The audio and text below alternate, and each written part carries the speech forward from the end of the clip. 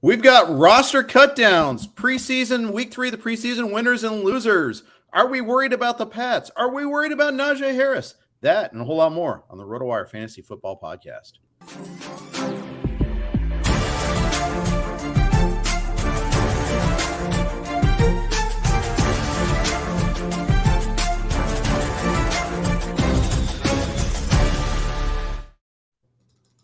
Hey, everybody. Welcome to the RotoWire Fantasy Football Podcast. Jeff Erickson here. Nick Whalen there. Nick, long time no talk and see. I mean, we're seeing a lot of each other these days, and that's a good thing. A lot of stuff going on in the NFL right now. It's a big draft weekend that we just had. Roster cuts are coming. Trades might be coming. We'll see. I'm hoping for trades. I like chaos. More things that can happen. Most chaos I like. I want to just, I want to be clarifying that one there just for a second. But anyways, what's going on for you in the last hour? Man, so we did the XM show this morning. I had about an hour break, spent most of that time prepping for this. But I did get out and run the edger through my lawn. Things were getting a little overgrown. We were out of town half of last week. The yard kind of got away from me. We got a bunch of rain in Wisconsin these last few days. So cleaned up the yard a little bit. We're in good shape here. But like you said, a ton to get to today. I mean, we got cuts coming in. We got, Alexander Madison potentially being traded. We're still waiting on some quarterbacks who could move around. But yeah, a lot going on. And what are we now? Like 10 days away from the start of the regular season? Yep. September 8th. Not too far indeed. Well, let's start off, negative news, unfortunately, first, and that's Brian Robinson. We got to address it, so let's just get it out there. Got shot yesterday in a potential carjacking. He had surgery. He's going to get released from the hospital maybe as early as today. There's some positive talk that he might be able to play this season. Has not been placed on the non-football injury list. I don't think we should speculate about how long he's going to be out because we just don't know. But nonetheless, drafts don't stop. So what are you doing with this information? Yeah, well, I have a draft in a few hours for XM, a host league, one of my bigger leagues this year, and it's going to be really interesting. He's still, I still think he's probably going to get drafted at some point. Obviously not nearly at his current ADP. He was hovering around pick 115, 120, but I just feel like there was enough positivity and enough people who would have been more than happy to continue driving up his price prior to this incident that I do think he's still going to end up on rosters. I wouldn't mind taking him with one of my final picks. We'll see, how the situation turns out. Like, there's just there's very, very little precedent, I guess I should say, for an injury like this. If somebody tweaks a hamstring, we can say, all right, there's X number of players who suffered the same injury. Here's how much time they missed on average. There's just no playbook for something like this. So, it could be 6 weeks. Maybe that's the best case, or he might not play at all the entire season. So it's really, really difficult to know. But I mean, Brian Robinson himself already posted on Instagram this morning. He said surgery went well, thanking everybody for the prayers. So, for a situation that this time yesterday sounded horrible, it does seem like, he's really avoided what could have been a much more severe injury resulting from that carjacking and that shooting. So mostly positive news, all things considered, but an impossible situation for fantasy. I mean, there's like I said, almost no precedent for something like this. Oh, agreed. And the thing is, the drumbeat had continued on. It was a good weekend for him. It was pretty clear he was going to be the lead back for the Commanders. Now we're back into Gibson versus McKissick and, shrug. Maybe they trade for Alexander Madison. We'll see. I think their behavior over the next couple of days will probably illustrate their level of concern and when we can expect to see Robinson back. And you're looking at Robinson in the last week in the NFFC. He had gotten to the point where he was in the top 100 now. It wasn't quite Damien Pierce sort of helium levels here, but pretty high. 88 was his highest. So talking about but average is about 114. Players he was going around with like Melvin Gordon, Michael Carter, not a bad neighborhood. Guys that you're absolutely drafting in every single league, maybe not starting in week one. Gibson, on the other hand, he was still getting, he had a higher draft position, 85. This is just in the last week, range of 33 to 139, despite all the negative news. Got to imagine he goes back up a little bit, and at least you can feel comfortable using Gibson in week one. Yeah, you would think so. And I'm looking in just drafts that have taken place yesterday and today. So, you would assume that some of those have factored in this latest news. He was averaging about pick 73, Antonio Gibson, that is. So already a little bit of a slight rise. His min pick was 33. I'm not sure what type of league that was, but I would be surprised if Washington ends up being a team that would trade for someone like Alexander Mattison, because, even though they seem to have soured on Gibson during the preseason, he's still a decent option. And if the assumption is that Robinson could come back at some point during the season, you could probably get by with the Gibson and McKissick combo. Now, if the McKissick groin injury, that kept him out of their latest preseason game, if that turns into something that's maybe impacting him to begin the regular season, all of a sudden then you're a team that is potentially in need of some running back depth. But are there any other teams, when you talk about Alexander Mattison, potentially hitting the market here, is there another landing spot that really jumps out for you? I saw speculation about the Saints perhaps on Twitter, and if it's on Twitter, it must be true.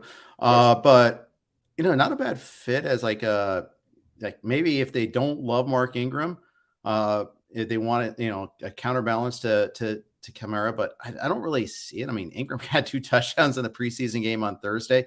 Seemed like they like him just fine. I mean, there's always, maybe the Raiders. If they're less enchanted with Josh Jacobs, although they drafted Zamir White, so you would think that really wouldn't be in play. The funny thing is, running back trades, you don't see a whole lot of them. You don't see too many of them unless there's like just a rash of injuries on a team that expects to win, no less. Because usually the teams that are retooling, rebuilding, you can find there's a load of guys that would love to play in the NFL that have they're 99th percentile in talent. It's a hard position to break into. Mm-hmm. Yeah, the Saints is an interesting one. I do like that. Mark Ingram, we talked about over the weekend at length on the XM show. I think he turns 33 at the end of the year. So obviously a need there. I think that's probably the number one team that would make sense. Although, if you're talking about Madison's value, he's basically moving from one situation in Minnesota to a very similar one in New Orleans, where he'd be the clear backup to Alvin Kamara. But still a chance that Kamara misses some time with that pending legal case. So maybe that makes him a little more intriguing. I saw people throw out like the Chargers, could be a potential landing spot. I mean, they have a few guys behind Austin Eckler that they seem to like to varying degrees, but could use some depth. The Rams, the Eagles are another team. But to me, I think the Saints, if you really had to put your money on one landing spot, I think that's a good call, Jeff. That's one that makes a lot of sense. How about the Ravens? There's another one. If Gus Edwards isn't ready to start the season, I could see that happening. And you got some concerns about Dobbins.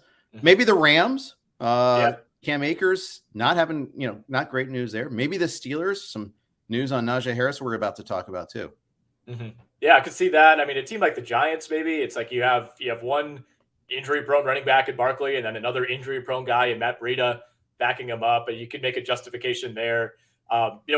We touched on the Pittsburgh Steelers this morning as a team that is very, very reliant on one back. That was the case last year, at least, in Najee Harris, and a back who we know now is recovering from a Liz Frank sprain. It did happen, a month ago, but still something that's going to be in the back of your mind. And they have Benny Snell as their top backup, and Benny Snell is he's like the AFC version of Chuba Hubbard. I feel like I don't think it's his top backup, by the way. But go ahead. Sorry. What'd you say? I don't think that's his top. I don't think that's their top guy. You think they go McFarland over Snell? I think it's Jaylen Warren. At least that's we may need to adjust our depth charts over at RotoWire, but that's what I'm hearing from Pittsburgh peeps. They have a slew of options there, none of whom are that proven, and maybe Warren is the guy, undrafted out of Oklahoma State. And yeah, like you said, it's been all positive with him over the last week or so. But you would think at least that if they are looking to shore that position up at all, that Madison would be a little more of a known commodity than Snell, McFarland, or Warren. If you're watching live, jump in on the comments. Tell me where you guys think the ideal landing spot is for Alexander Mattison. I just put it out on Twitter too. And obviously, the Commanders are an obvious choice. The Rams, Hef on Twitter suggests the Rams. I put it out on Twitter too. So let us jump there. And sorry to interrupt you on that, but Warren is the guy that when we were talking, earlier discussing Dale Lawley was a writer for DK Sports. DK, it's a former beat writer for Pittsburgh, one of the Pittsburgh media sources. Now he's out on his own. I always Dejan Kovacevic, I believe is his name. It's DKPGH Sports. Dale covers it for them. He's one of their hosts, and he's a good source. You should follow him on Twitter. Pittsburgh Steelers Radio Network as well. So he's the one who suggested Jaylen Warren to me. So heads up on that one there. Let's talk Steelers. Najee Harris. He played yesterday. That's the good news. When he missed time early in camp after getting stepped on, turns out he actually had a Liz Frank injury, and he had missed a lot of training camp. This was 4 weeks ago when the injury happened. He did play yesterday. He said he was rusty getting back. So theoretically, he's healthy now and should be getting a clean bill. I think there's reason to worry. Had I known about this 4 weeks ago, I would have lowered him in my rankings a lot sooner. He's out of the first round for me. I mean, you hear Liz Frank, and I'm not going to tell you not to worry. That's for sure. Although the fact that they threw him out there in a meaningless third preseason game a week and a half before the season starts, like, to me, that's a pretty major positive indication. And I think he only got one series. I mean, he had like 10 yards on a few carries, so it's not like he had this explosive game. But to me, if there was still any lingering concern whatsoever, they would not throw him out there. Now, this is a team that basically played all of its starters and had Deontay Johnson and TJ Watt get hurt in that game. So maybe it was just kind of a, all hands on deck situation for Mike Tomlin, but that would lead me to believe that he's at least, got to be near the end of his recovery if they felt comfortable tossing him out there. But nonetheless, I mean, there's so many good running backs at the top. Taylor and McCaffrey are kind of their own tier, and then there's that Eckler, Harris, Cook, Henry, Mixon group. Some people would throw Saquon in there. Some people would throw Swift and Kamara in there. If you want to, that's fine. But you're always looking for ways to kind of break the tie and justify one over the other. And it's so close to me, Eckler, Harris, Cook, Henry, especially, and you could probably throw Mixon in there, that if you need a reason to break the tie, maybe this is it. If you want to find something to push you toward Dalvin Cook over Najee Harris, this is as good a reason as any. Yeah, that is. I think so. And I'm reading a little bit more on that. It's funny because it wasn't just that Harris was playing. Deontay Johnson, who landed on his shoulder, TJ Watt was playing. Of course, the quarterback was playing. Basically, everyone was playing. And Mike Tomlin likes to use his starters. In fact, his quote, why are so many of his starters playing? He goes, "If you're going to box, you need to spar. And we've got a boxing match September 11th. So this is our last chance to spar." That's that's a very Tomlin-like comment. I love it. That's like a computer-generated Mike Tomlin quote. If you could just like throw it all into an algorithm and say, what would Mike Tomlin say here? That's exactly what it is. But he's right. And they have a pretty big-time boxing match against the defending AFC champions in week 1. So there's not a lot of room here. Not a nice runway for the Pittsburgh Steelers, who obviously want to continue their winning ways. They're not really looking to rebuild this year with the way that this roster is constructed virtually everywhere but quarterback. And yeah, I mean, they don't want to get punched in the mouth at Cincinnati in week 1. And, they're home for the Patriots in week 2. Really no easy games early on. You get the Browns in week 3. We'll see what they look like. I guess the Jets in week 4, you'd feel good about that one. But yeah, opening up against the Bengals. I mean, this game is going to tell us a lot, I think, about both teams, but especially Pittsburgh. It's a super sneaky trap game, speaking as a Bengals fan, because we did hit them in the mouth last year. Ran repeatedly all over them in the first half and then hit some big plays to Higgins in that game, and it was over by halftime. A couple of plays went their way that were a little fluky. One on an interception that got called back, another on a touchdown that thought it was going to be a callback and didn't. But regardless, Tomlin's never had a losing season. I'm loath to kind of criticize him too much for this and question him too much. I mean, the dude knows how to get his team ready for a season, knows how to navigate tricky personalities. We may debate some down and distance calls, some kicks, some whether to go for it or not sort of calls. So be it. The fact is, I mean, the guy knows his job. To me, it's just crazy. There's only been 3 head coaches in my lifetime in Pittsburgh. 2. Three. I had it right the first time. Noel, Cowher, and now Tomlin. And that's a long lifetime. So I'm impressed. I'm impressed with what they've done over the years. Yeah, they needed me to be impressed, I'm sure. But regardless, all that said, Najee Harris is out of the first round for me. Current ADP in the last week is 7. Mm-hmm. I'm pushing Cook over him for sure. Okay. I'm pushing Diggs over him for sure. Adams over him. Mixon over him. Okay. I think that's Henry, fair. Who I've been very scared of. And Adams, I think too. If I didn't say Adams already, and then you can make a debate on that. So it's like Barkley for me is like, and Barkley and Swift is where the rubber hits the road. That's where it's tricky. Yeah, I'm with you on all that, and I would still take Harris over Barkley. But there's just too much concern for me with injuries with Saquon, and I also just don't think that's going to be a fantastic offense in New York. So yeah, I mean the guy who I think realistically is getting pushed up here is Mixon, right? He's kind of Yep. right on the edge. His ADP is sitting at 13 in NFFC over the last week. So I think if you're removing Najee Harris, who's going as like the 7th highest drafted player, that then Cook gets pushed up, Henry gets pushed up, Diggs gets pushed up, Adam gets pushed up, and then that makes Joe Mixon probably that number 12 guy. For some people, it's Barkley. For some people, it might be Swift. CeeDee Lamb is still hanging around that zone as well. But yeah, I mean, if Harris is on the board at like the 14th pick, I will absolutely take him there with confidence. All right. Very good. It is cut down day tomorrow in the NFL. Big cut downs coming. Or is it Thursday? It's this week. I think it's actually Thursday now that I think about it. But it is, some teams are making some cuts today. Others are waiting till later during the week. But we're going to talk about our top cut prospects, maybe trade prospects, guys that aren't going to make their team's initial roster. Before we do that, though, quick note from one of our sponsors, our friends at Dynasty Owner. Do you love fantasy sports? Are you ready for a new challenge this year? Dynasty Owner is the new way to play fantasy football with real NFL salaries, adding the strategy of running an actual franchise. Dynasty Owner provides a unique and challenging experience that will test your skills as an owner and general manager. You will have complete control over your team's future. You can build through the draft, make trades, sign free agents, and manage your team's salary cap. Can you create a dynasty of champions? Sign up now at dynastyowner.com and use promo code ROTO5. That's ROTO5 to receive $5 off any new team. All right. So Nick and I talked about about these doing some cut down candidates.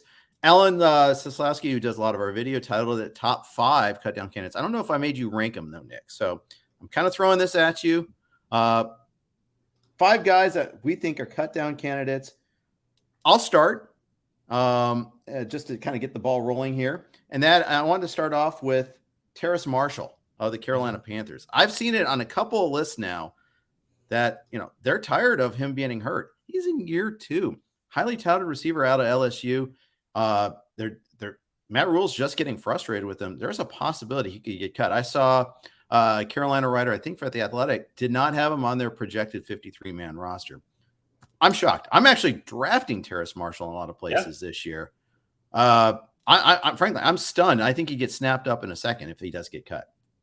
Yeah, absolutely. I mean, he was drafted 2 years ago. He had 23 receiving touchdowns in his final 2 years at LSU. And I think obviously a lot of that is just being on a loaded team that had Joe Burrow at quarterback for one of those years. But yeah, a kind of strangely quick decision to move on if that's what ultimately happens with the Carolina Panthers, who are not exactly just like overflowing with talent at receiver, right? I mean, it's not like Terrace Marshall couldn't just be your 3rd or 4th guy.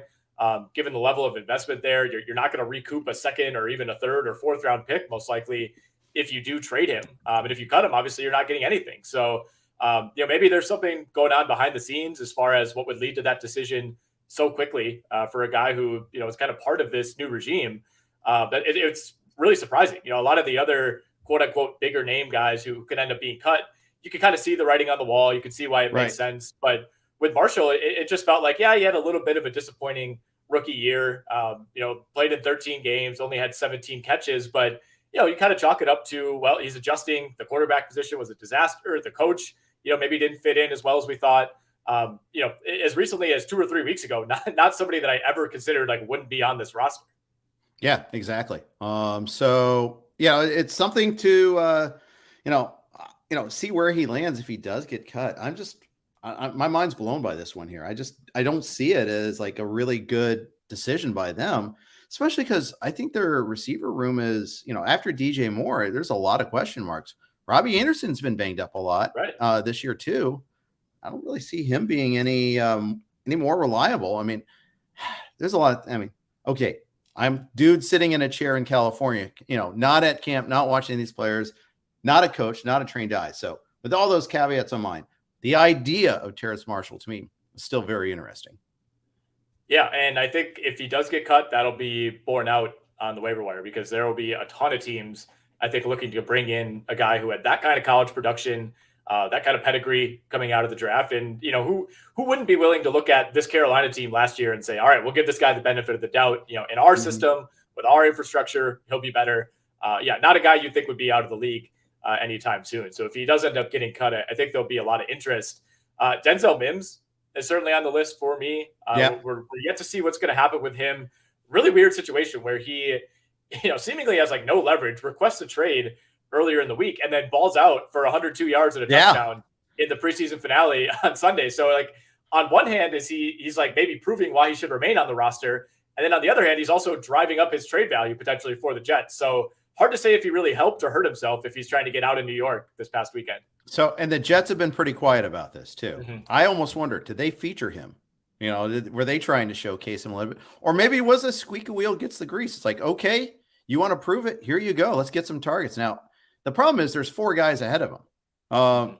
And maybe he could get past Braxton Berrios at some point, but he's not going to get past Davis. He's not going to get past Garrett Wilson. He's not going to get past Moss. So, I mean, I say Moss. Looking at Moss on the screen. That's why I said that there. Eli Moore is who I meant to say. He's not getting past any of those guys. Yeah. No, I agree. Berrios is the guy you kind of target, but I think you get the impression that Mims probably doesn't see himself as the 4th receiver at best, right? So I think he is somebody that when you're drafted in round 2, you have expectations. You don't think that you're going to be just like hanging on for a roster spot on what's going to be a pretty bad team. And anywhere he would land would probably be a better quarterback situation for him. So I think if you're his representation, that's probably part of the thought process. It's like, you would have loved for things to work out with the team that drafted you, but virtually anywhere that you land via trade, you're going to be on paper, at least, in a better situation, both in terms of depth chart, most likely, and then almost certainly in terms of quarterback. Yep. Another place is Baltimore, where I'm going to be watching too. Clipboard Jesus suggests Boykin is maybe a possibility there as someone who could be cut. Looking at, the Ravens, I mean, it's a whole lot of unproven guys behind Rashad Bateman, who's not exactly proven to begin with there. You got Duvernay, you got Proche, you got Tylan Wallace, Demarcus Robinson. He exists. He lives. And the names get less familiar from there. That doesn't mean they can't play. Doesn't mean that one of them won't emerge, but we don't know about a whole lot about them. And that could be a thing where teams are looking to go out and get another player there. Yeah, I think, the Ravens are one of those teams that you definitely trust in what they're doing, just because they've drafted and developed so well that you maybe panic a little bit less about what that receiver group looks like on paper because they either think that it's better than it looks, or that they're one of those teams that's going to be aggressive in bringing someone else in if they have somebody in mind. But yeah, I mean, on paper, this is, I think, pretty easily a bottom 5 receiver group if we're not counting the tight end in the league. And yeah, I mean, I think they're a team, you talk about potential landing spot for someone like a Denzel Mims. I think that would make a lot of sense. They're a perfect team that can offer an appealing situation, a winning situation, but they can also offer opportunity, and not many good teams can say that. Terrace Marshall or Denzel Mims to the Ravens would be kind of interesting. You would catch my eye. Our question that we're posting, by the way, and everybody who's watching can chime in, and I've seen it on Twitter too. What's an ideal landing spot for Alexander Mattison? And I was wrong about Boykin. He's actually on the Steelers. That was dumb of me, but it made me think about the Ravens. So sorry about that. Thank you. Appreciate you, Clipboard Jesus. Ideal landing spot for Madison. Bob Cramutola says that's Billionaire Bob for those of you in fantasy baseball circles. Eagles. He's a big Eagles fan. He would like them. Eagles we talked about that. That could be a team where he could land. W69 says Panthers, Giants, or Rams. Andy says Washington. Another vote for Philly on Twitter. Miami. Now, Miami has like 16 backs in camp right now. They have to do some cuts of their own. So that's kind of interesting because I was going to speculate on some of the Miami running backs and where they land, if anywhere. Miles Gaskin. See, I got Boykin. Yeah, Boykin, Gaskin, all these guys. They're a lot of kins. But they brought in all these guys to make sure they didn't have to use the same running backs from last year. Yeah, they went with a quantity over quality approach, it appears, with the running back room. And there's a lot to like, I think, about Chase Edmonds. But beyond that, it's just a lot of guys who you just are like, all right, I guess he's signed like a number 2, number 3. And yeah, like you said, they'll have to pare down that list at some point. But it's just, pretty tough to get excited about really any of those guys behind Chase Edmonds. Michelle, Gaskin, Mostert. I mean, even Savon Ahmed, is in this backfield. Yeah, I don't know, man. I think we kind of keep falling into Chase Edmonds in drafts just because he's kind of hanging around there. But beyond that, I don't have a ton of interest in this Miami backfield. To me, it's just all the talk is about that receiving core with Hill and Waddle. And even Gesicki. And, to me, that's a lot more interesting than trying to, throw darts at who's going to end up being this backup running back. Yeah, especially the backup, because I am interested in Chase Edmonds. I've got a little interest in Raheem Mostert. He still has speed. He just, he gets hurt all the time. That's the thing about him. But I've been getting Mostert in the end game a lot. Yeah, he's one of those guys. Yeah, when he's healthy, I mean, just like noticeably faster than 95% of the other players in the league. So I do agree with you on that. I mean, with him, it's just, he's played 9 games in the last 2 years. He played literally 4 snaps last season, and that was it. So, I mean, he's one of the most fragile players at the position in the entire league. But of course, yeah, when he's been healthy, I mean, he's been really, really impressive. Just hasn't really been able to string it together since that 2019 season in San Francisco. We've seen the Jaguars cut Laquan Treadwell, by the way. Not a massive surprise, but somebody who last year was like their number one. I was just going to say, leading receiver towards the end of the year last year. That says more about where that team was at this point. But he's off this roster already. I actually read some speculation this morning, and I don't think it's going to happen. But a couple Jags writers threw out there that Laviska Shenault was kind of going to be a low key cut candidate, just because it feels like he's been pushed down the pecking order. The addition of ETN kind of takes out that like gadgety, use him out of the backfield idea. James Robinson's out obviously ahead of schedule. And then the other thing that they pointed out is he doesn't really play special teams. So is it worth keeping this guy on if he's going to end up being like your 5th receiver? Tell you how low Shenault's stock is going and how low players in my dynasty league are. I've told you about my dynasty league before. During our draft last week, I was getting offers 2023 4th round pick for Laviska Shenault. You can have him basically for free. No, the spot has value. I had a finite number of spots. I didn't want him. I mean, if they're offering him, like if it's too good to be true, it's too good to be true. I mean, and it wasn't even too good to be true. It was just not true. I just don't want him. Yeah, I mean, he's one of those guys who, you always kind of felt like it was going to be a boom or bust just based on the type of player he was at Colorado. But he comes in as a rookie and looked pretty good on a terrible Jags team. Got in the end zone 5 times. They started using him out of the backfield. He had almost, I think, 18 rushes, which for a receiver, not terrible. And then it all kind of unraveled last year. And, the yardage actually ended up being okay, but it just felt like by the end of the year, he was on his way to being phased out. And then all the moves that they made at receiver this offseason, I think hammered that home. So even if he remains on the roster, which looks likely, I think the days of Shenault kind of being this fantasy darling are most likely over. What do you think about Darius Slayton with the New York Giants? Somebody who we'll see if he ends up getting cut. Seems more likely maybe that he could be traded, but Giants appear ready to move on. I mean, this is a guy that 2 years ago had 877 yards and 3 touchdowns, and then kind of broke out as a rookie in 2019, 8 touchdowns, almost 800 yards that year. Former 5th rounder out of Auburn. Yeah, I think he's back to being valued at where his draft pedigree was. Yeah.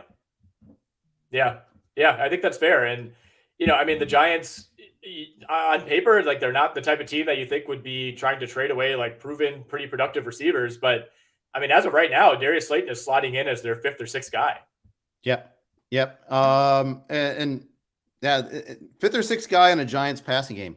Be still my beating heart. I think they're my fade in week 1 in Survivor. I think I'm going Tennessee. We'll see about that. I haven't officially decided yet, but that's the lean I'm going. I'm just that down on the Giants passing game. It's always dangerous. New head coach. I don't think Daniel Jones is going to be able to carry the part. Wan'Dale Robinson's interesting to me, but Kadarius Toney's hurt. Galladay is like getting dunked on regularly on Twitter. Whether it's missing a block or dropping a pass, it's not good. Shepard's been banged up. He might not be ready to go. That might be the reason why Slayton keeps a job, by the way. But it's almost like they like CJ Board or Alex Backman better or something like that. So we'll see. We'll see what happens. Richie James, for that matter, too. If you want to go deep on the Giants depth chart there. A couple more cut candidates before we move on. I think we haven't talked about the obvious one, and that's Jimmy G. And I say cut because I don't think they're going to be able to trade him. There was a note going around today, a rumor going around today that Seattle called to inquire about Jimmy G and the Niners didn't want to trade him in division. I'm sorry. If you have a chance to trade Jimmy G instead of just cutting him and eating the contract and get something for him, you do that. I agree with you, especially because I think Seattle, while in division and still it's not a complete clean out in Seattle. I don't think if you're the 49ers, you view Seattle as like a direct threat. It'd be one thing if like we found out that Matthew Stafford needs elbow surgery and then you're trading Garoppolo to the Rams like that. That's a move that could potentially like keep the Rams on your level. But I think even with Jimmy G, you're not that scared of Seattle. I mean, one thing I've heard in this realm is Seattle could very well be the landing spot, but the 49ers want to wait until literally the last possible second because they play the Seahawks in week 2. And they want Jimmy G in that situation to be as ill prepared as possible to face them on September 18th. Not only that, but to give him less time to transfer over anything that the Niners are doing. I mean, absolutely. And that might be one of the reasons why Seattle's interested in him. Oh, actually, you and I saw a lot of Drew Lock in the preseason game on Thursday, and suffice to say, no, that was Friday. Excuse me, on Friday. Suffice to say that he hasn't changed at all. One really nice pass, maybe 2 really nice passes, but 2 mind-blowingly bad interceptions too. It was, I mean, he finished the game with 3 picks. It was the full-on Drew Lock experience, right? I mean, it was you could see the frustration in Pete Carroll after the game. When Geno Smith had already been named the starter, but it was basically you see why? This is why. All right. Yeah. I mean, Drew Lock, like you said, a couple really nice throws, pushing the ball downfield. He's never scared to do that, but it's just too many mistakes, right? And I think for a coach like Pete Carroll, that's not the type of guy that he wants right now. And I think he was kind of looking for any excuse to name Geno Smith the starter as soon as he could. And it's not like Geno Smith blew everybody out of the water by any means, but Drew Lock, that's just who he is, right? I mean, he's going to have wild plays, and then for every wild play, there's going to be 1 or 2, really bad turnovers. And Seattle just doesn't really. They're not that type of team that can afford those type of mistakes. I think if they think they can win games, the path to doing it is just consistently okay quarterback play. You can't have a guy who is just passing you out of games. And say what you will about Geno Smith, but he can at least manage you to put you in positions to win, whereas Drew Lock can take you out of position to win. Yeah, that's right. That's absolutely right. One last candidate, Ronald Jones, played the first quarter in Thursday's preseason game against the Packers. Edwards-Helaire got one snap. He got called back on a holding penalty. 2 snaps, excuse me. Jones was next before Pacheco, but Pacheco played before him in the first 2 preseason games. There was some buzz about Ronald Jones maybe getting cut. Jones actually played okay in this one. It's possible that he keeps that job, but if he does get cut, I mean, who do you prefer, Rojo or Alexander Mattison from a real life standpoint? Man, I think I would prefer Alexander Mattison. I mean, we've seen him do it in fill-in duties before. I think with him, there's at least a little more belief that there could be some untapped potential there. It's like, what if he had that opportunity? I mean, Ronald Jones has never been in like ideal situations himself, but it feels like he's had more of a chance to prove himself for an extended period than Mattison has. And you look at like the 3 games where Mattison was the featured back last year. He went for 26 attempts for 112 yards against Seattle, 25 attempts for 113 yards against Detroit, 22 attempts for 90 yards against Detroit later in the season. So, I mean, he's put really good tape out there. He had a 100-yard game the previous year when he was filling in for Dalvin Cook. Right. So if I had to choose between those 2, if I'm a team in the market for a potential second running back, I would prefer Mattison for sure. Yep, I agree. Plus, we know he doesn't. We don't know for sure that he has oven mitts for hands like Rojo does. Yes, exactly. Maybe he does, but he needs to prove that he has oven mitts for hands. Yes, exactly right.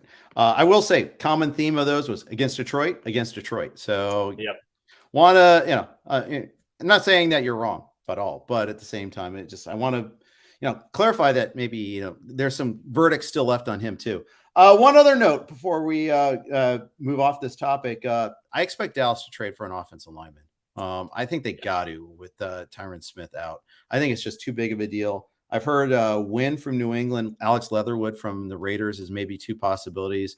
Although, I mean, there's a reason they're either possibilities. They're not good. They haven't been good in their own right there.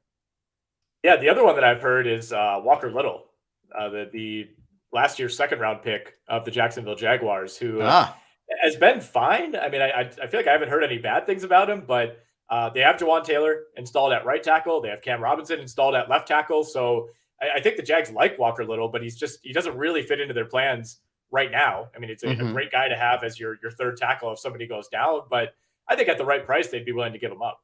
Yeah, and that's the whole key is, they're cashing in on a perceived market. I think that's it more than the knock against the player. So I think you're right about that.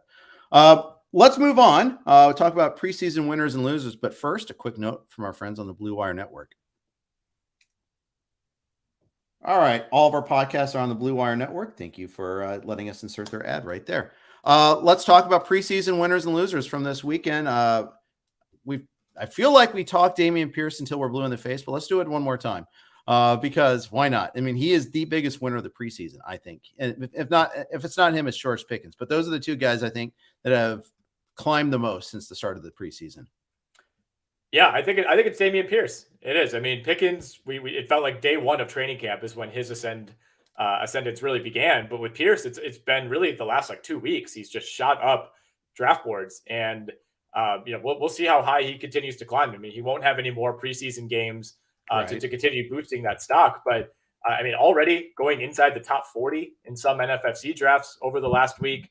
I don't know that necessarily sustains. I mean, his average pick is hanging around 65 to 70. But I mean, for a guy who was almost a non-consideration a few weeks ago, I mean, it's notable. And we've kind of discussed like where does he fit in on that tier of running backs he's being drafted around, and Pierce versus J.K. Dobbins, Pierce versus Eli Mitchell, Pierce versus Josh Jacobs, Clyde Edwards-Helaire. Like these are all legitimate discussions at this point. I mean, in the last week, he's going almost a full round ahead of Chase Edmonds. Yeah. And you got to remember too, draft round doesn't always correlate to a value. It's just getting running back's a position of opportunity. He's taking it. Saw the comparison to Arian Foster 2.0. Yeah, I mean, Arian Foster didn't have any draft pedigree. He got hurt a lot in college. Mm-hmm. Playing the SEC, there's a common thread there between he and Pierce, but gets that chance and does a lot with it. There, it's a position of opportunity. It's a position of youth. I think that's the other thing. You step in over Marlon Mack, who's had age and mileage problems, and the funny thing is, I saw some people talking about whether Pierce can be a pass protector and all that. We saw Marlon Mack whiff on a block with Davis Mills still in the game in the third quarter in that preseason game on Thursday. Why does Mack have any power over him? I guess for that. I don't think he does. I don't think he does. And you also have to take into account team context. I mean, this is as close to a like traditional rebuild, I guess, as you'll find in the NFL. You don't see it as often as you do in other sports where teams are kind of willing to clean house and save money and build up. In the NFL, there's so much variance, and there's a bigger emphasis on sustainability that like if you're comparing them, especially to guys like Marlon Mack and Rex Burkhead, like what motivation is there if you're the Houston Texans to force feed either of those guys? I mean, you want to be developing Damien Pierce as your RB1 of the future, right? And a guy that you didn't have to invest a first, second, or even third round draft pick in. So you're getting that guy at an ultra low cost, for the next 4 or 5 years. Yeah, that's right. Asked about his hands. They didn't show a whole lot of him in the passing game. That's the one thing I wanted to see a little bit more of that. I don't recall seeing any sort of I don't recall him seeing any sort of targets. Correct me if I'm wrong, but I don't remember seeing any of those. So not a ton, no. I think it's still a points little unknown. Concerning. Yeah, a little concerning for fantasy for sure. I mean, if he's not really involved at all in the passing game, I mean, like you said, no targets in their latest preseason game against San Francisco. If he's not really involved at all, that's a problem. I mean, if he's just even on the low end, like at least giving you something, 1 to 2 catches a game, like that's fine. But yeah, if he's strictly a like can't catch the ball right now at this point in his career type of running back, that's certainly going to be a problem given where he's being drafted. Looking at his college numbers, not a ton to glean from there. Played at Florida, competitive situation, and multiple running backs on those teams, but only had 19 catches as a senior, 17 catches as a junior. Did get in the end zone 4 times, but not like high target numbers there either. Right. Well, the thing is, he was sharing the workload at Florida. Exactly. He wasn't like a bell cow back there, which is interesting. And so it's weird to see him maybe getting projected to get more work as a pro than he did in college. But that's sometimes that's them's the breaks a little bit there. But it's something to watch for there. But we'll see how much. I mean, when it's Rex Burkhead and Marlon Mack are your competition, you got to have a little bit more. You have to keep an open mind about that here. Julia was asking which coach showed you creativity in the preseason. I'll tell you who. I think teams purposely don't show a whole lot of anything. I think that's by design. Look at the Niners. They did play their starters in the preseason game against the Texans on Thursday night, but there was George Kittle after the game was making great pains to say that they were being very vanilla with their game plan. You didn't see a whole lot of running with Trey Lance. I mean, you and I have expressed our reservations about Lance on this podcast before. So we're have some reservations about that. And the fact is they get shut out. They did get shut out by the Texans, but maybe they weren't showing a whole lot. They weren't using their secret sauce.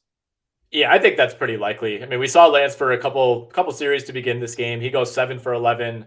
Only 49 yards. It did look like they were going through the motions in some ways. Obviously, I think the biggest thing is you're just not going to see Trey Lance as involved as a runner in the preseason as I will during the regular season. That's one thing where it's maybe 25%. You don't want to put it on tape. 75%. We're not getting this guy injured, running around in a meaningless preseason game. So with Lance, I think if you're a Niners fan, you're a little down on how that offense looked on Thursday night. I think that's what I would tell myself is why would we get this guy? The main reason that we're switching over to this guy is because we think he could be one of the 3 best running quarterbacks in the league. But why would we show that in the preseason? So for me, it's kind of a wash with Lance for this game. I remain skeptical, but I'm also very much willing to admit that there's plenty of worlds in which this turns out really well.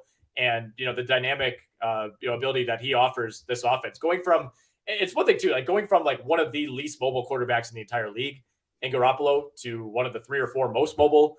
I'm willing to admit there's a pretty decent chance that this goes really well. And the 49ers, they're one of those teams that, you kind of trust them to get it right. I mean, they've earned that trust, I think, with a lot of their personnel moves. Yep. One guy that stood out to me was Jeff Wilson. I think he's the clear top backup to Eli Mitchell. Mitchell came back to practice this weekend. So he had missed all the preseason with a soft tissue injury, which later became a hamstring.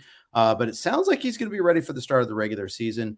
Obviously, there's always concerns about his health. There's always some reservations. So you can always kind of pump the brakes maybe just a little bit on him. But, I like rostering Wilson. I think he's a guy that could get some run at some point. Yeah, I mean, he's another guy whose health you always kind of have to worry about as well as Eli Mitchell. So, what the split is between those guys will be interesting. And then also, how much is Deebo Samuel ultimately involved? Does he kind of go back to almost full-time receiver? He's expressed concerns about just the punishment that you take.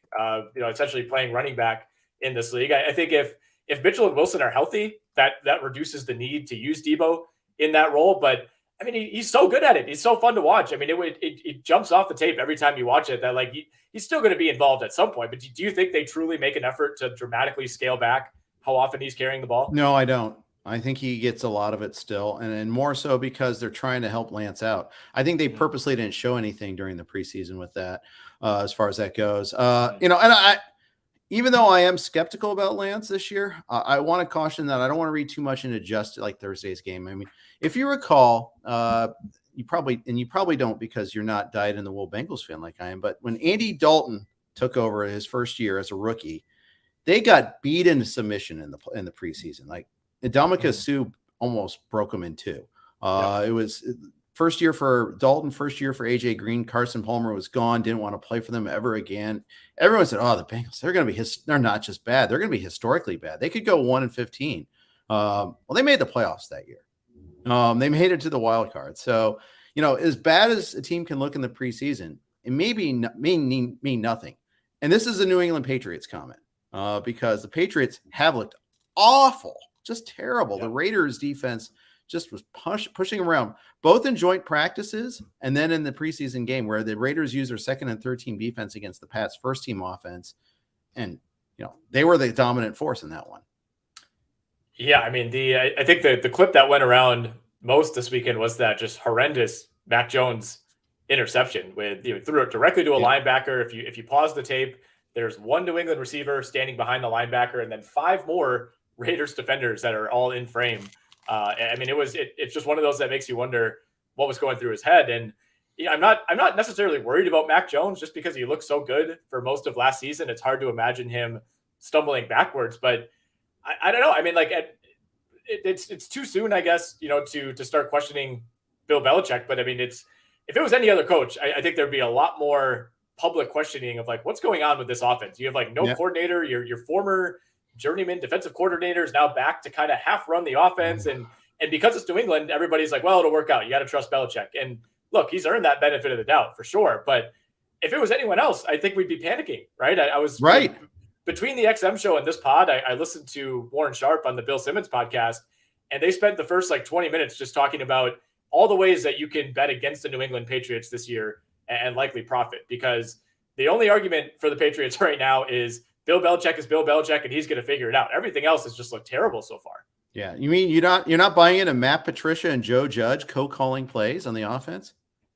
I'm not. I believe it or not, I am not buying Stunning. into the Matt Patricia, who washed out as one of like the worst coaching hires of all time. A defensive coach. Now we'll just throw him on offense and see what happens. I mean, beside that too, it's just not a good roster, right? It's not like they spent all this money in free agency last year, and some of those signings on the defensive side of the ball worked out okay, but a lot of the money that you're paying to these just like average to below average skill position players, like that's part of the reason that you can't retain someone like J.C. Jackson. Yeah, exactly. It feels in ways sometimes like they're so eager to prove that it wasn't just Brady why they won, and we're going to just show you. We're going to show you all these brilliant genius moves. Jonnu Smith, really? Then never use them. That one, I mean, I loved it at the time. I was thinking like, all right, you're surrounding this rookie quarterback. You're going to give him a great safety valve in Jonnu Smith. You got this other young, high upside tight end and Hunter Henry.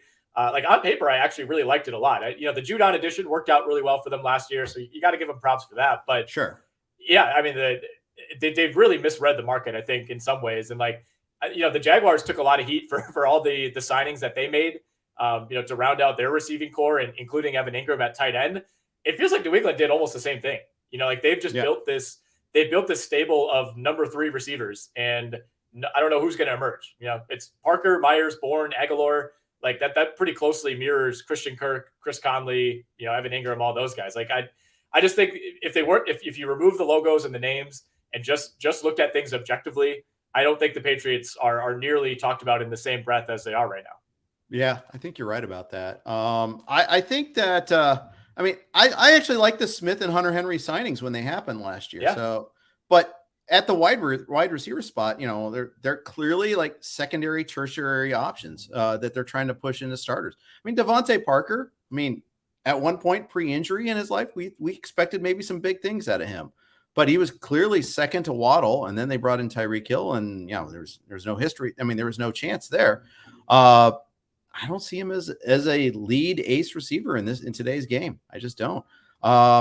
I would bet it. Julia's asking, would we bet on them making it back to the playoffs again? I'd bet against it. I would go the other way if I'm going to bet at all. I may not. I may just choose no action.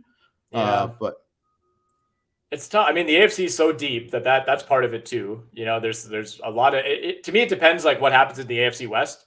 Mm-hmm. If those teams all beat each other up and maybe open the door, maybe only 2 teams out of the AFC West make it. That maybe opens the door for another division. But the other factor here is, the Miami Dolphins are they project to be better as well. I mean, they have better odds. They have better odds to finish second in the division than the Patriots do. So, the betting markets look at New England as the 3rd best team in this division. I'm trying to find out if there's just a yes/no playoffs bet for the New England Patriots, which, if so, I think I'd be with you. As of right now, I would say that they're more likely to miss the playoffs than make it. Yeah. So in that case, you should probably look at their totals and bet the under. Yeah, I'm totally on board with that. Looking at their regular season win total, it's 8.5, and it's juiced to the over right now, -120 to the over, +100 under 8.5. I mean, the thing is, I almost like them to like get to 9 wins and miss the playoffs. If you can make a case for that, like I don't think they're going to be a terrible team. I'm not saying New England's going to come out and go like 5-12 here. I still think there's a baseline level of competency that you are always going to have under Bill Belichick, but it does feel like they've been passed up by like half of the AFC. Yeah, it does. It really does. So yeah, we'll see. One other winner and loser. I want to talk a little bit about Mike Gesicki. It feels like we've talked about him on the podcast before, but man, it's so funny. There's talk about Waller getting a contract extension. Someone mentioned Gesicki might then too. I think one of these things are not like the other. Which one would it be? But there's all this talk about Gesicki not being able to pick up the offense, having to block more, not getting targets in practice. I couldn't be more down on him. Any exposure I already have to him, that's enough for me. I'm happy to be wrong, but by the time I'm wrong, I might have already cut him in the Vegas league. Unless he does something in week 1, he's probably a cut. And I have to relook at that roster. We've done it so long ago that I don't know if I'm going to even keep him. I may have to go pick up another tight end at some point. Yeah, Jerry did a good job breaking down that situation in his article on RotoWire.com. It's week 3 recap, fantasy winners and losers. He's got notes on pretty much every team that played in week 3 of the preseason. And, he noted that, Gesicki was out there to start, but, the Dolphins had 2 tight ends on their first drive. He was one of them. And then beyond that, he was kind of rotating. It was a mix of Gesicki, Durham Smythe, and then Ethan Carter also getting in that mix as well. So, I don't think we're looking at a situation where like Gesicki's going to completely fall out of favor, but in this offense, like you need him to basically be the number 1 tight end. Like he can't be in a 2 or 3 man rotation and be expected to return that kind of value. Yeah, because unlike other positions, there aren't 32 tight ends of value. There's probably about 20, and he's getting closer to 20 than he is to 10. Yeah. Oh, absolutely. At this point, for sure. I'm trying to look at tight end ADP right now. I mean, he's at 16 at this point, and the guys below him are Higbee, Njoku, Engram, Fant, Austin Hooper, Gerald Everett, Tunyon. So he can only fall so far, I guess. But for me, he's for sure in that 15 to 20 range as opposed to 10 to 15. Yeah, I'd agree with that. Like I think Hunter Henry and Albert O are the 2 guys immediately above him, and Irv Smith will throw him in that pot too. And those 3, I all of you comfortably ahead of Gesicki. Albert O maybe, have some reservations about him because he might be losing time to the rookie Dulcich. But at the same time, I'd rather have Higbee than Gesicki. I think I'd rather have Njoku and even Dropsy Evan Ingram. Evan Ingram might be where I draw the line. Yeah. I just the combination of Evan Ingram being himself and playing for the Jacksonville Jaguars, that might be too much for him to overcome. Might be too much for the internet to overcome, even for that matter. So I can't sign myself up for that. Any other winners and losers that you want to talk about?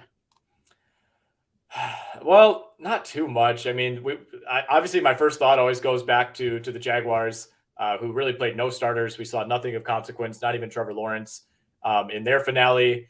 I think, we do need to keep monitoring this Rams situation. I just opened that page. That's so funny. Yeah, right.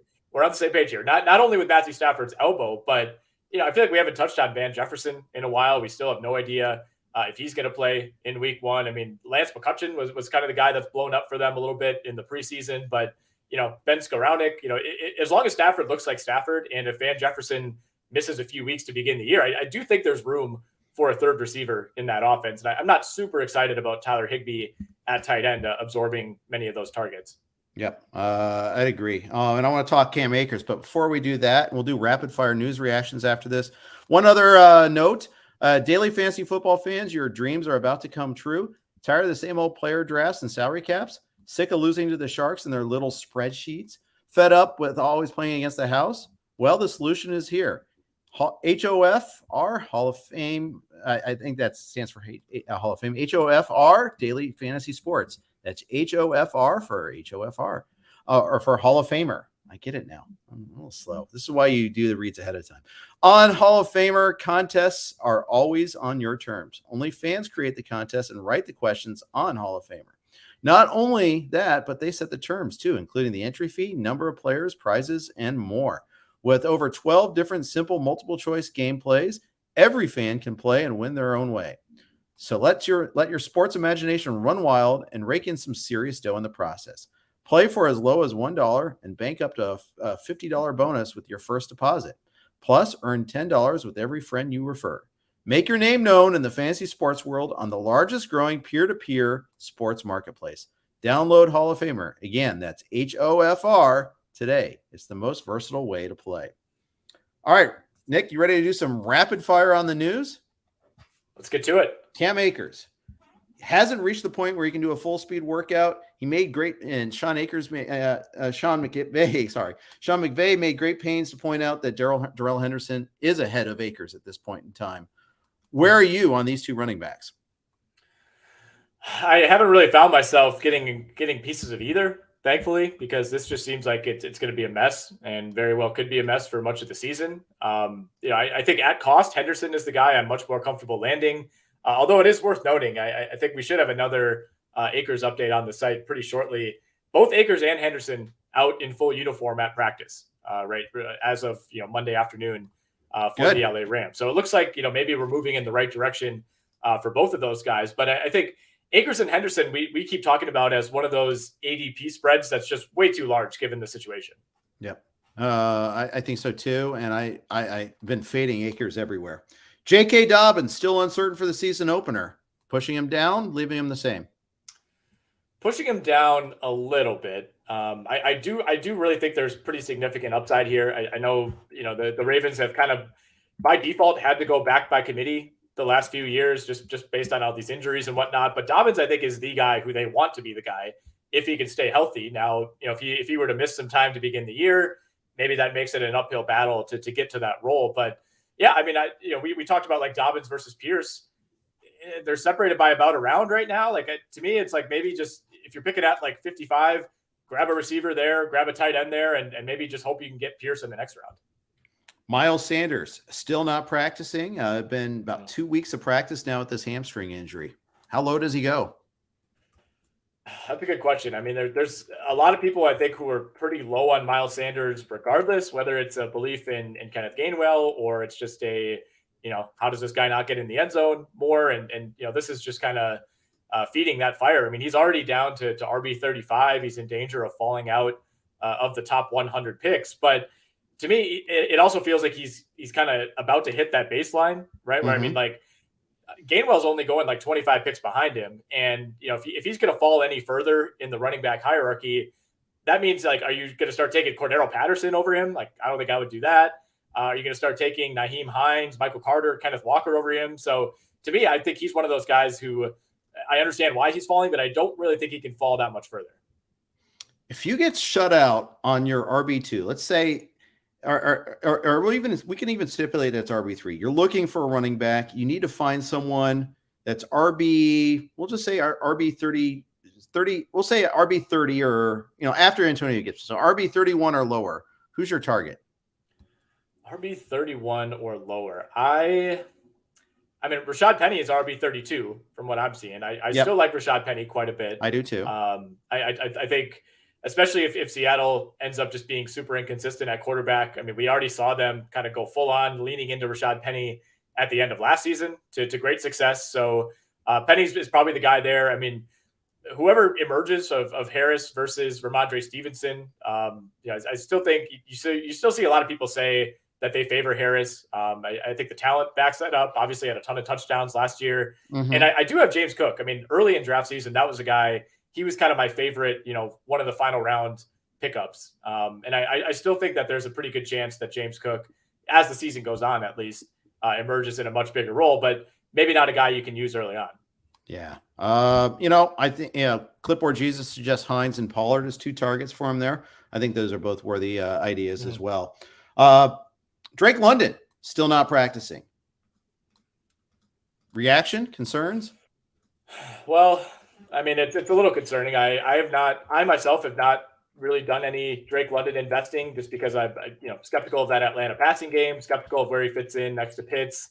But yeah, I mean, this is, if you're asking what the level of concern is, it's got to be fairly high, right? I mean, he got hurt in that first preseason game, obviously didn't play in preseason game 2 or 3, which for for a rookie, that's a big deal. I mean, you need those kind of reps. So absolutely. Even if he's ready for week 1, I mean, he'll be coming in pretty cold. I mean, basically a month between games for your NFL debut. So I worry about Drake London. I think I would take Chris Olave over him. They're separated by about a round right now. I understand the argument for each, but this just gives me further reason to kind of stay away from Drake London. He's the guy that I always say, like, I'm happy to be a year late instead of paying up for certain guys. And, I hope he does well. I think the Falcons, could be a fun, bad team in some ways, but this just gives me more reason to kind of stay away. And it makes me nervous about the whole Atlanta offense, though, too. You take that element away from that offense. I mean, you got to have some receiver on the outside that threatens. And if London's not there, it just makes it ugly. It makes it worse for Pitts, in my opinion, not better. I mean, Kadarius Hodge could open the season as a starter for week 1. I mean, that's what kind of dire straits we're looking at here. And I know there's no reason to talk about Calvin Ridley because he's not eligible to play, but this Falcons team would be a hell of a lot more interesting if he was available and you could go, Ridley, London, Pitts. It's not like that turns them into a playoff team, but at least those are 3 really exciting skill players. You could dream on that for the future. And if Ritter pans out this year, great. If not, then they've also got an early pick next year at quarterback. You can kind of look ahead and say, oh, that could really work. That would be interesting. Let's Drake London or Treylon Burks. Ooh, this feels like a trick question. I think I would go Treylon Burks. Drake London or George Pickens. Oh boy, man. If we're talking at cost, I'll go. And just this year, and I'm assuming cost is going to go down on London. Yeah. I mean, right now they're separated by almost like 3 full rounds. So yeah, I'll go Pickens. Even just for this year, I'll go Pickens. Although, but Pickens is skyrocketing too, so he's kind of like he's going up and London's going down. One more, Drake London or Sky Moore. Sky Moore. I'm going to side with the guy who has Patrick Mahomes over the guy who has Marcus Mariota. I would have gone London before any of those guys, just slightly behind Olave for me. Olave was always my number 1, but London was number 2 with the bullet, and now I'm super confused. So, I'm going to back off that one for season long. I'll let somebody else figure that out because there's, like we just mentioned, all those possibilities. Those are just of rookies, and obviously not have to be contained to just that. Any other news items you want to hit before we sign off for today? Not too much. I mean, it was a mix this weekend of some teams like Pittsburgh throwing their entire first team out there. Some teams like Jacksonville pulling back. It's really hard to get a read on how teams handle the preseason now. Like with the old 4-game format, you kind of knew what to expect. You're like, all right, this is the game where you play all the third stringers. This is a game where maybe your first team offense plays the first quarter. Now it's all over the map. I mean, we see coaches on both far ends of the spectrum. But now we now go into like a week and a half of just refreshing every single day to see if there's so many players who are hopeful for week 1. Right. And week 1 is approaching. So at some point we're going to need to get some clarity. Yeah. I mean, you get like teams like the Bengals and Rams that didn't play their stars the entire preseason now. I mean, it's crazy. And Zach Taylor is a former Rams assistant, so it shouldn't be that surprising they follow their lead on that one there. All right. Big thanks to everyone jumping in the chat room with us here. Everyone for listening to the RotoWire Fantasy Football Podcast. Go ahead and smash that subscribe button so you can get notice of all the podcasts, or when we're up on YouTube and you can join us in the live stream. If you want to check out RotoWire, you're not already a subscriber, go to rotowire.com/try. Otherwise, thank you again for listening. We got Joe and Jake with us again tomorrow. Take care. Try RotoWire today, free for 10 days. Get our premium tools, rankings, analysis, and breaking news alerts. No credit card required. Go to rotowire.com/try.